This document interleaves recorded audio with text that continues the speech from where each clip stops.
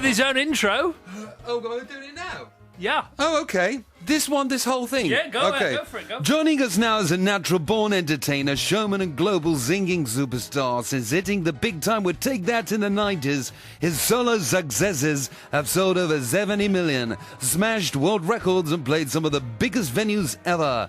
Here to bring some heavy entertainment to our show, it's Robbie Williams. That was Virgin on Mr. Burns, wasn't it? Well, I think Can you do a Mr. Burns? Can you drop it into Mr. Burns? Mr. Burns. Can you do Mr. Burns? Mr. Burns. Okay, yeah, you do. Okay, I like the S's. Okay. Joining us now is a natural-born entertainer, showman and global singing superstar.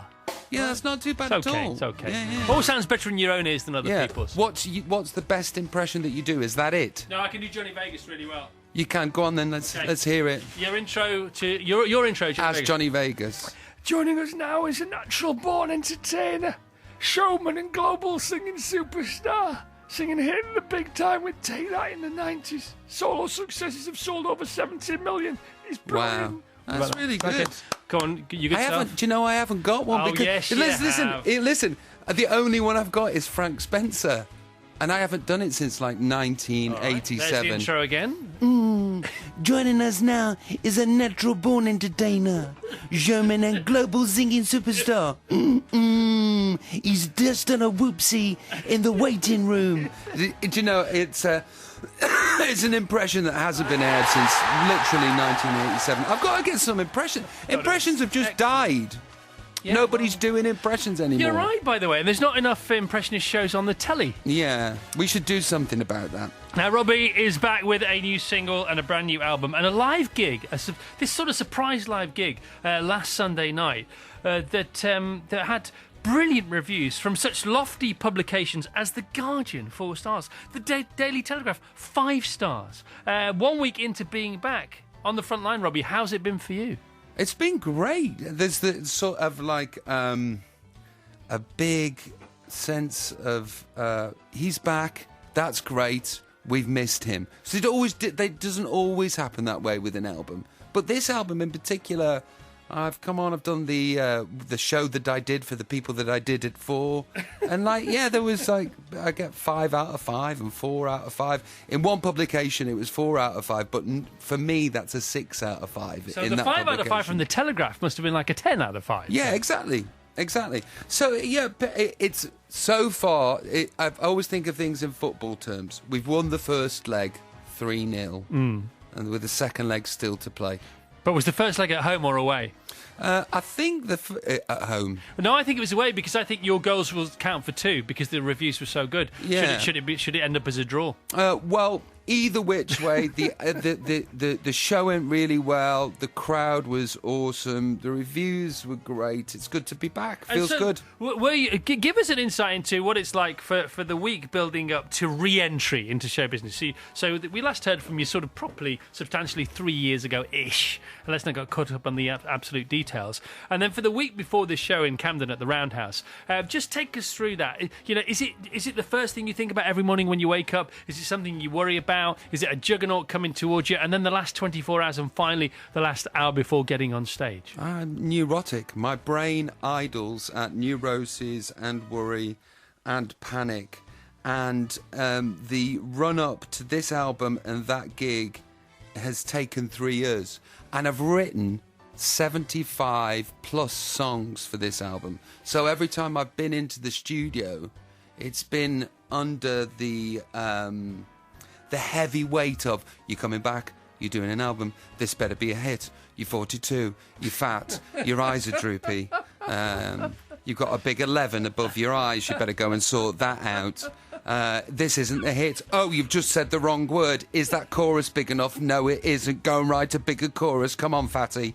And so it's not just like the week build-up to the Apple gig that I did. It's the 18 months before that where you're in the studio every day going, no, don't be a has-been, don't be a has-been. And that's where my brain idles at. But it propels me forward. It's an uncomfortable place to be.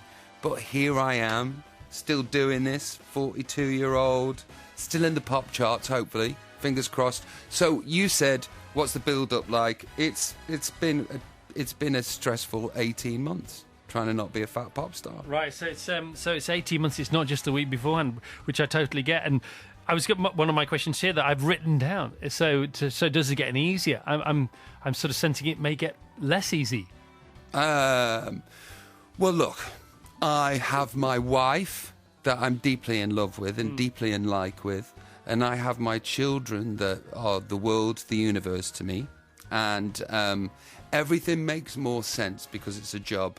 Before the kids and the wife, it wasn't a job. I don't know what it was. It was your life. It was sort of like, fix me. If I do this well enough, then I'll be loved. And it was a sort of trying to fill in all the blanks that were in the soul. And that didn't make sense. I got to the top of the mountain and it was like, ow, I'm still in pain. Then the wife came, then the kids came, and now it's a job, and now it all makes sense. So does it get easier? In many ways it does, because souls are depending on me. My wife's depending on me. My children are depending on me. And I haven't got the excuse to fall off the rails, to maybe not turn up to this interview or watch what I'm saying. You know, it focuses the mind, and it's a blessing. So does it get easy? In many ways. And in other ways, no, I'm still a neurotic. I think failure gets less important, but you still put the pressure on you. If not even more pressure, because you're more aware and you're more present to understand, how big a task it is, perhaps. Well, I'm still very, very ambitious, and I'm 42. And I know I keep saying that because it's prevalent and on my mind. But also the average age to the listener of the show is 51, so you're still a youngster. Oh, really? Oh. You're still a whippersnapper. So hi, guys. You've got to stop banging on about My name's Robbie Williams. Yeah. Pleased to meet you. I was in a band called Take That. Would you like some Skittles? Yeah. Yeah. Now, I've looked at the track listing on the album. We played your new single earlier on this week. And I've got to say, what I like about your songs is they always say something. It's often to do with show business, but you don't just write about things that you might think people might sing along to and therefore buy. And the single track whose title struck me, jumped out from the track listing last night when I was reading through everything, was the one that we've been given to play. And I love this, Party Like a Russian. Okay, I was going to ask you about it, okay, but I'm going to play it first now because I didn't know we were going to get to play this, but I just love the title, Party Like a Russian. Okay. Here we go. Robbie Williams, 18 minutes past 8, BBC Radio 2, Friday morning. Party like a Russian, disco seduction. Party like a Russian, oh, Elvin like an oligarch. Well, I do like that. Party Like Thank a you. Russian, Robbie Williams. That's great, isn't it? Isn't that a really good tune? That's nodding, so clever. nodding heads. Thank you very much. Very clever song, that. Lots going on in there in just 3 minutes. Party Like a Russian, loving this, says Susan, age 56. Oh, wow. News just in, Happy straight with away. that, just Oh, straight okay. away. Oh, we've got loads of these. Thanks. New Robbie, loving this. Thank the Lord, Robbie's back. Music needs you in its life. And also, Robbie, Britain needs you. We do need you every couple of years. 3 years is about the limit for us, okay? If you'd have left it any longer, we'd be coming over to you. Well, it's good to be back. I am here, and so far, so good. Won the first leg 3-0. But I think 4-0 after that. That's brilliant, isn't it? That's a good song. It's a big old thing that going on, isn't it? Thanks very much. Party Like a Russian. So, not all Russians, obviously, just the rich ones, I would imagine. No, listen, it's the spirit of the hedonism and the partying that the Russians do over there. They're very good at it. Okay, so you could have once been said to have partied like a Russian. You were ahead of the game. Maybe you could have taught the Russians a few things. Yes, now I would just have to show them videos of my past. So what do you do, right? I mean, I know you've got your contentment is everything, and contentment beats happiness hands down every second of every day because it's more sustainable and it's ever present. But if you do want to let your hair down, Robbie, how do you do that nowadays? I watch The Real Housewives of Beverly Hills. You think I'm joking, but I'm not. I know you're not joking. I watch The Real Housewives of Beverly Hills, The Real Housewives of New York, The Real Housewives of Orange County. I watch the Miami one too. It's all reality TV shows, and people could talk about guilty pleasures, and this is my guilt. No, this is actually what I do. This is the level of my intellect. This is where I am. That's what I watch. I know that's sort of your daily fodder, as it were, from the trough of life. But what if you had a party at the Williams' house? You're throwing a party. Yeah. What are we going to get? Quizzes.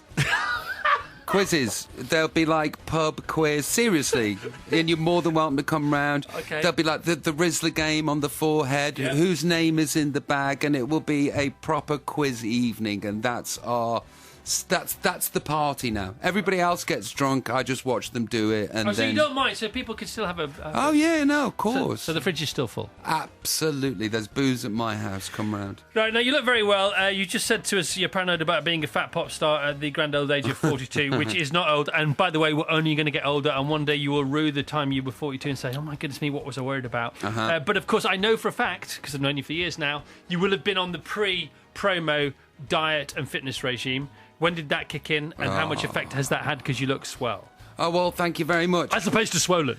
Yeah, well, months ago I went on this diet and it worked, but it's kind of extreme, and I lost like 7 pounds within 5 days, and I was in those clothes that are in the wardrobe that have been in there for a while, that you're like, one day I'll be back in you. Yes. And then I was there, and I was in them, and the diet's extreme, and then 7 days in, I woke up one morning and I thought, that's odd.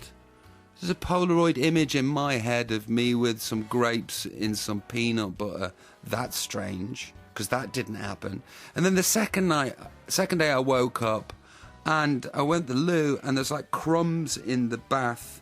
I was like, that's weird. Third night, I found myself full on. I woke up, I'm at the fridge, and I've been night eating. I was night eating every night, and I put 9 pounds on in the middle of the night without knowing. You're supposed to lose weight, aren't you, during your sleep? That's Yeah. what. Apparently, that's the main time when you lose. You lose weight. And the night eating continues. But well, there that you go. being said, I have been taking care of myself. I'm carbless, sugarless, funless, No, you're not. happyless. No, you're not. No. It's all good. I'm in those clothes that I used to be in the 90s. All right, and you brought the sunshine with you this morning. So, can you please introduce our next guest as Frank Spencer or Mr. Burns or anything you like? Don't really mind. Our next guest is a brilliant British actor, renowned for his work on the big screen in Tinker Tailor, Soldier Spy, The Imitation Game, and Zero Dark 30. Now the Olivier Award winner is set to return to the stage at the National Theatre next month in the psychological thriller The Red Barn. It's the magnificent Mark Strong. Good morning, Mark. Good morning. What an amazing introduction. Good, isn't he? I'm very proud of that. I mean, thank you so much. Morning, mate. Morning. Unfortunately, that's all we have time for, Mark. You are listening to the Chris Evans Breakfast Show on BBC Radio 2. All right, so Mark Strong. In Mark Strong, we have a man who doesn't do